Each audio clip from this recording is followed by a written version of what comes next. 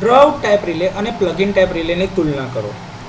તો draw out type relay અને plugin type રિલેની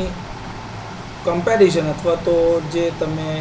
સરખામણી કરવાનું કહો છો તો એના માટે આ બે મુદ્દાઓ જે છે એ જોઈ શકાય કે ડ્રો આઉટ ટાઈપ રિલે જે છે એને કવરમાં માઉન્ટ કરેલી હોય છે અને તેને બહાર ખેંચવામાં આવે છે, જ્યારે પ્લગઇન ટાઈપ રિલે બોર્ડમાં જ પ્લગઇન કરેલ હોય છે. ડ્રો આઉટ ટાઈપ રિલે ભારે અને કદમાં વધારે મોટી હોવાથી વધારે જગ્યા રોકે છે, જ્યારે પ્લગઇન ટાઈપ રિલે હળવા અને કોમ્પેક્ટ એટલે કે ઓછી જગ્યા ધરાવતા હોવાથી ઓછી જગ્યાની જરૂર પડે છે. મોટા કદના કારણે રિપ્લેસમેન્ટમાં વધારે સમય લાગે છે ડ્રો આઉટ ટાઈપ રિલેને, જ્યારે પ્લગઇન ટાઈપ રિલેને ઝડપી અને સરળ રિપ્લેસમેન્ટ થઈ શકે છે અને એટલા માટે જ એ વપરાશકર્તાની પહેલી પસંદગી છે અને એના માટે સમય પણ ઓછો લાગે છે. અગાઉથી જ આના માટેની કોઈપણ કોડિંગની વ્યવસ્થા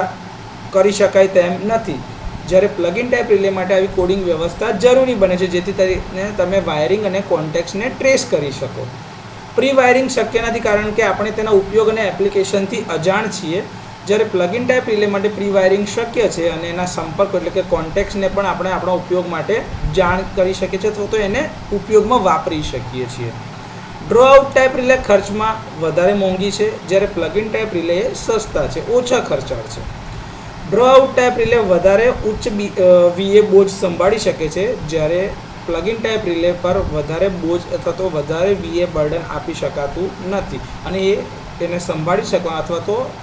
સક્ષમ નથી અથવા તો એના માટે અસમર્થ છે.